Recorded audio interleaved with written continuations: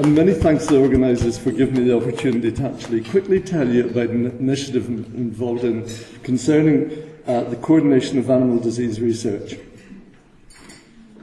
What I want to do is basically give you some of the background to the STAR-IDAZ International Research Consortium, where it comes from with the original STAR-IDAZ project.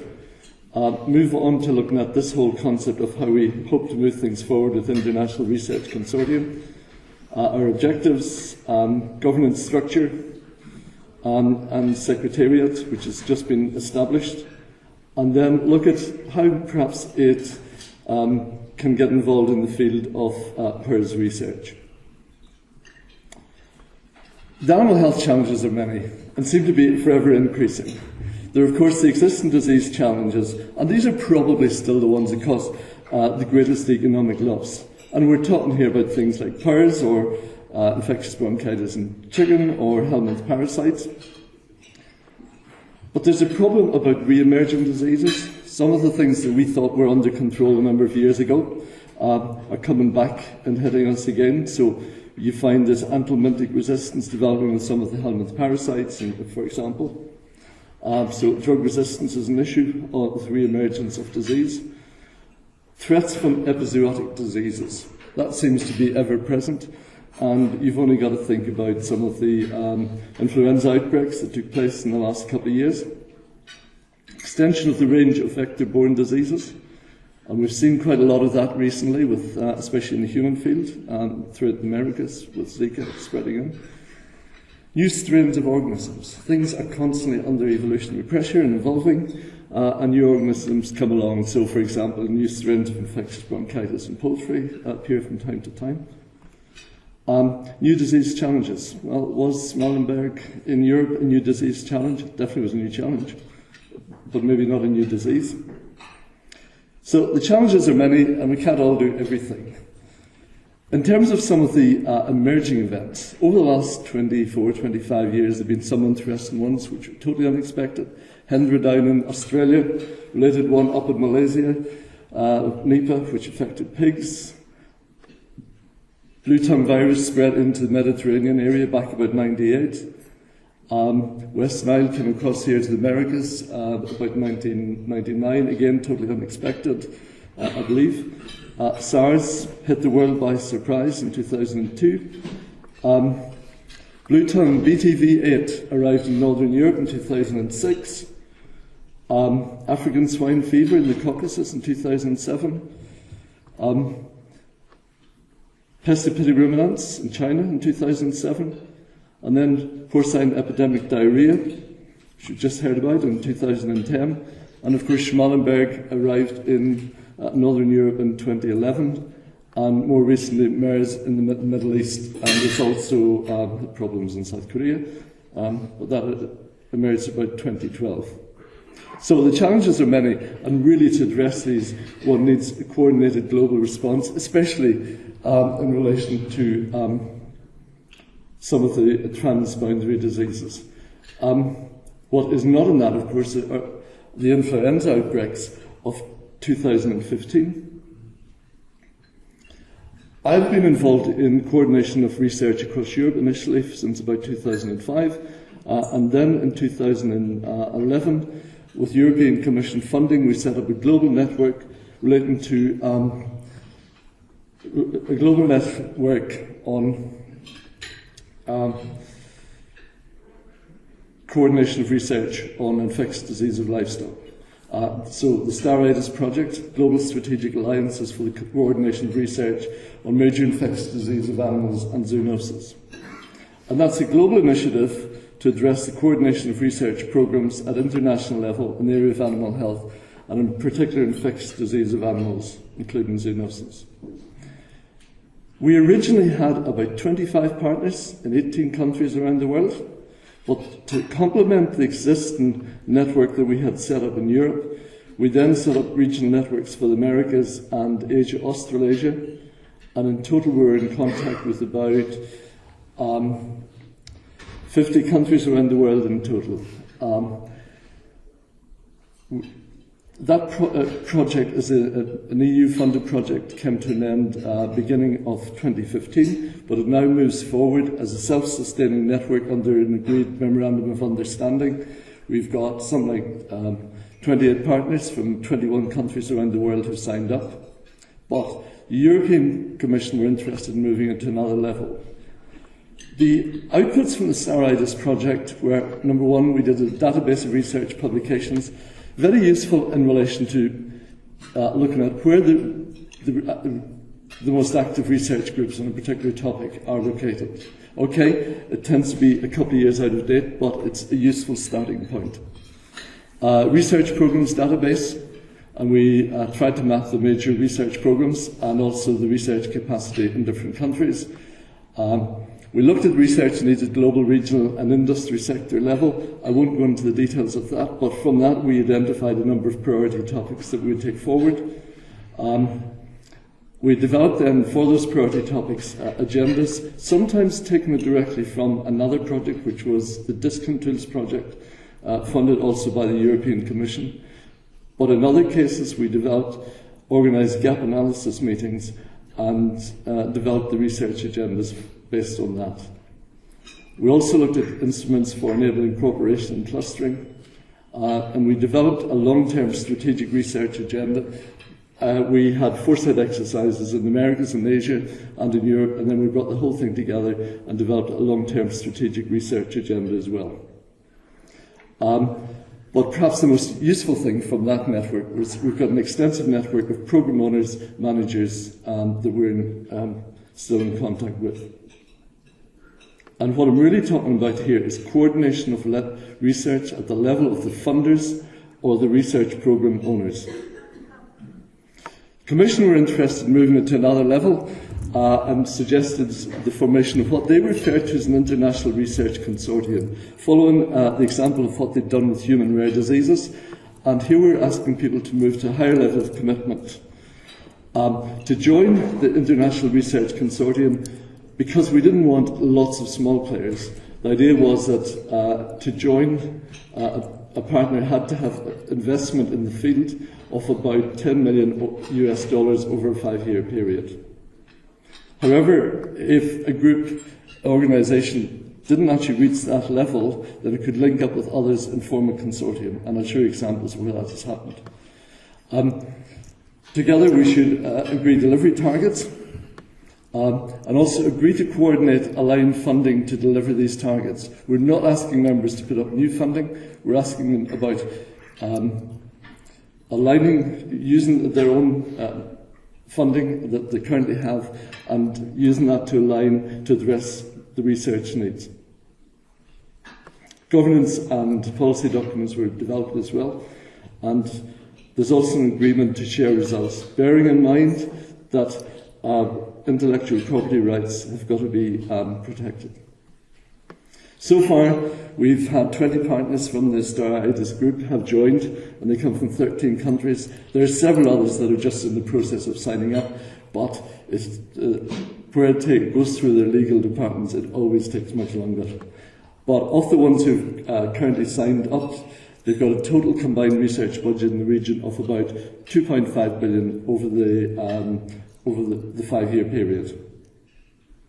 So you can see there's a lot of potential here for actually coordinating the research activities.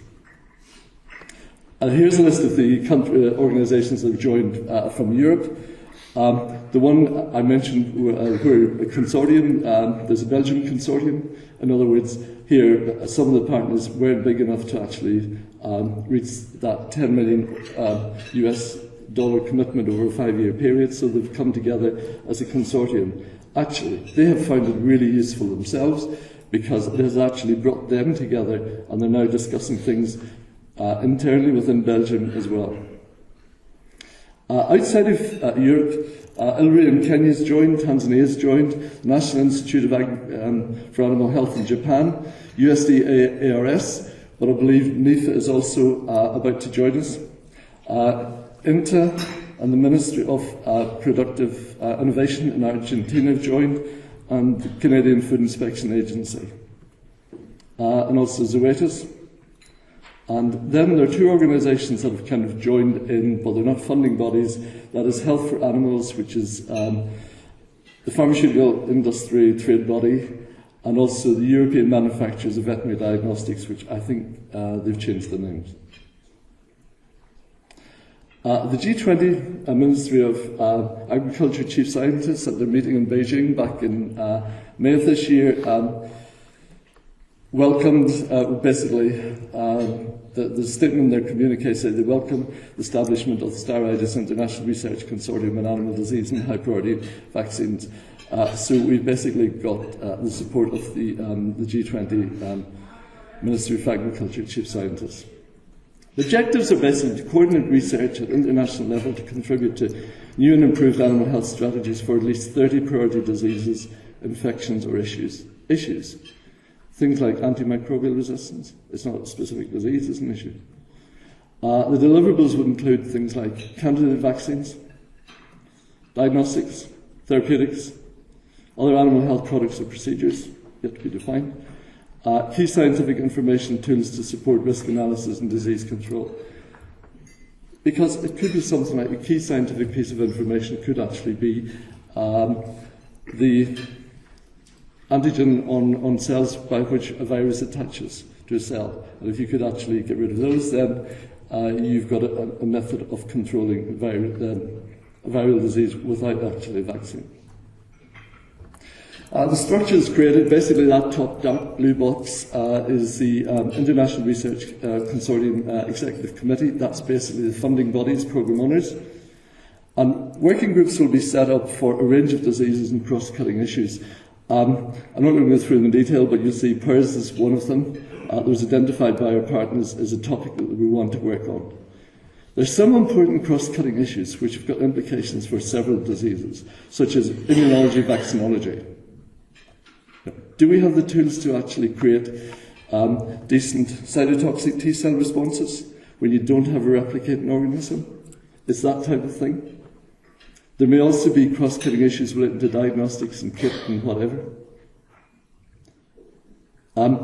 We have formed a scientific committee of 16 people has been formed. So the working groups will basically do things like, working groups will be established, probably about 10, 12 people in each, from the major groups around the world. And they'll do things like gap analysis and development of research, or help us develop a research roadmap to get us from where we currently are to where we want to be. And the scientific committee will then advise us in that whole process and advise the executive committee as to how the research programmes could be aligned. Scientific committee, here are the members. They come from backgrounds in virology, parasitology, bacteriology. I would say that virology is perhaps overrepresented, and there are fewer parasitologists and bacteriologists there. The people on it come from US, Canada, Argentina, Europe, Russia. Right, the Commission then made money available for this, the establishment of a Secretariat to support that. So CIRCA is the Secretariat for the International Research Consortium on Animal Health. It's a $3 million initiative, EU-funded initiative. The partners involved are basically DEFRA, Department for Environment, Food and Rural Affairs in London, which is where I work, because we led the whole STAR-IDAZ initiative. BBSSC, which is a research council in the UK, they've been heavily involved in setting up a UK and somewhat a European vaccinology network. And digressing for a moment, of course, a few months ago, NIFA had a call for the establishment of the vaccinology network in the US, which will actually interact with the one that is being established in Europe. OIE. OIE obviously are closely in touch with what is happening on the disease front around the world. We will have so they're partners in this initiative. We have set up an office in OIE, and someone has been employed who will be based in OIE headquarters in Paris. CABI, some of you may know from using CAB abstracts, and they're basically knowledge managers. So they're involved. They will do things for us like provide us with bibliography, and help with producing literature reviews in support of the gap analysis activities. And then, to complete the circle,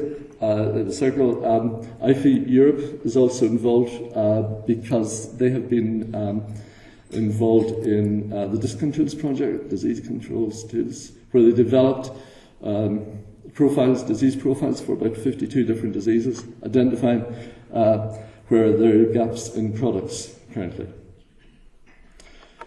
The activities of the Secretariat will include establishing working groups to do gap analysis, and also the Secretariat will then try and map the research funding against those research gaps. They'll help mobilise resources, bring together funding bodies, helping to identify funding opportunities.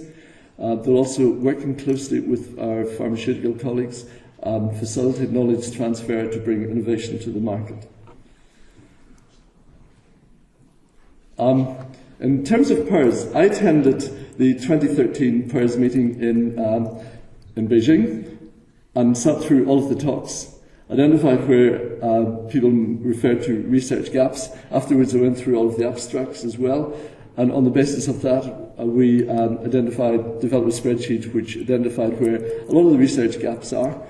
We then actually contacted about 12 people from the leading research groups around the world involved in PRRS research and discussed those further with them. But we now need to kind of update that. But I know there's been a very useful review by Joan Loney and Bob and other colleagues looking at where the science currently is and where gaps are. So using that and perhaps bringing that working group together again, we'll update the research gap analysis. When I talk about research roadmaps, what I'm really talking about is identifying where we want to be. And at the meeting yesterday, there was reference to vaccines lots of times. An attenuated vaccine, or maybe it's a vector vaccine that one needs. So I think we need to then look at where we currently are. And I think there probably, though a lot of work has been done in terms of looking at host-pathogen interaction. But on the basis of that, hopefully one can, and there's a lot of reference yesterday to immunosuppression, immunomodulation, in other words, identifying the stealth mechanisms, and also virulence factors on the pathogen side. We also perhaps need better correlates of protection, identifying protective pathways. On the basis of that, you could hopefully generate genetically modified organisms as new vaccine candidates. Or maybe actually what we need is to have vector vaccines and identify suitable vectors. Okay, so it's that sort of thing, but a lot more detail needs now to be added to that. And then see where the bottlenecks are that are preventing things from moving forward and where resources need to be focused.